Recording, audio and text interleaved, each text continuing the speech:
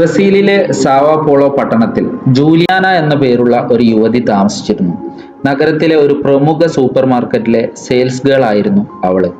Juliana നന്നായി നൃത്തം ചെയ്യുമായിരുന്നു. എന്നാൽ അവളുടെ ആ കഴിവ് പൊതുവേദിയിൽ അവതരിപ്പിക്കാൻ അവൾക്ക് പേടിയായിരുന്നു.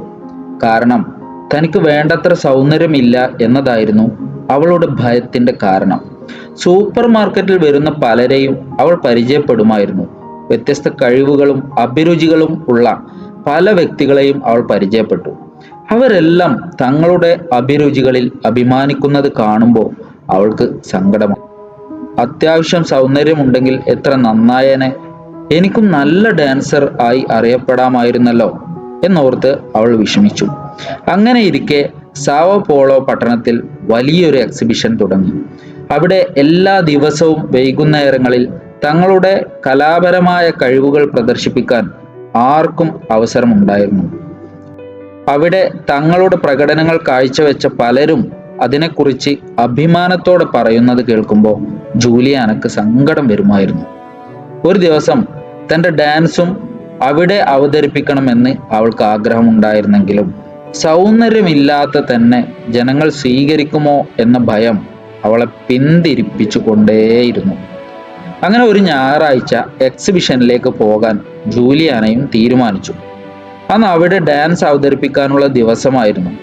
ഡാൻസ് അവതരിപ്പിക്കാൻ കഴിഞ്ഞില്ലെങ്കിലും മറ്റുള്ളവരുടെ പ്രകടനങ്ങൾ കാണാമല്ലോ എന്ന് അവൾ ചിന്തിച്ചു. തൻ്റെ സൗന്ദര്യത്തെക്കുറിച്ച് ഓർത്ത് നിരാശയോടെ അവൾ എക്സിബിഷൻ ഗ്രൗണ്ടിലേക്ക് നടന്നു പോകുകയായിരുന്നു. തൻ്റെ അഭംഗി മാറ്റാൻ പല വഴികളും അവൾ ചിന്തിച്ചു. പക്ഷേ ഒന്നിലും അവൾ തൃപ്തിയായില്ല. പോകുന്ന വഴിയിൽ അലങ്കാര വസ്ത്രങ്ങൾ വിൽക്കുന്ന ഒരു കട അവളുടെ ശ്രദ്ധയിൽപ്പെട്ടു. അവൾ ആ കടയിൽ കയറി. അവൾ കടയിലെ ഓരോ വസ്തുക്കളെയും നോക്കി നടക്കുമ്പോൾ കടയുടമയായ സ്ത്രീ അവളോട് എന്താണ് വേണ്ടതെന്ന് ചോദിച്ചു. എന്നെ കൂടുതൽ സുന്ദരിയാക്കുന്ന എന്തെങ്കിലും ഉണ്ടോ എന്ന് നോക്കാൻ വന്നതാണ്, മറുപടി പറഞ്ഞു. കടയുടമ അവളെ ശ്രദ്ധിച്ചു നോക്കി. ശേഷം സ്ത്രീകൾ അലങ്കാരത്തിന് വേണ്ടി ഉപയോഗിക്കുന്ന തരത്തിലുള്ള ഒരു കിരീടം എടുത്തു. അതിൽ മുത്തുകളും കല്ലുകളും പതിപ്പിച്ച് മനോഹരമാക്കിയിരുന്നു. അത് ജൂലിയാനയുടെ തലയിൽ വെച്ചു കൊടുത്തുകൊണ്ട് ആ സ്ത്രീ പറഞ്ഞു, ഇത് നിനക്ക് നല്ല ചേർച്ചയുണ്ട്. ഇത് ധരിക്കുന്നതോടെ നിന്റെ സൗന്ദര്യം ഒന്നുകൂടി വർദ്ധിച്ചിട്ടുണ്ട്, ആ സ്ത്രീ പറഞ്ഞു. ജൂലിയാന കിരീടം വാങ്ങി തലയിൽ വെച്ച് കണ്ണാടിയിൽ നോക്കി. കിരീടം വെച്ചപ്പോൾ ശരിക്കും തൻ്റെ മുഖത്തിന് ഒരു തേജസ് വന്നതായി അവൾക്ക് തോന്നി. സന്തോഷത്തോടെ അവൾ കിരീടവും വാങ്ങി അവിടെ നിന്ന് തിടുക്കത്തിൽ ഇറങ്ങി എക്സിബിഷൻ നടക്കുന്ന സ്ഥലത്തേക്ക് ഓടി. അവിടെ എത്തിയപ്പോൾ അവൾക്ക് തൻ്റെ ഭയം കുറഞ്ഞതായി തോന്നി. പലരും അങ്ങനെ ജീവിതത്തിൽ ആദ്യമായി അവൾ ഒരു പൊതു സദസ്സിൽ തൻ്റെ കഴിവ് പ്രകടിപ്പിച്ചു. അവൾ എത്ര മനോഹരമായാണ് നൃത്തം ചെയ്തതെന്നോ. കാണികൾക്ക് അത്ഭുതം തോന്നി.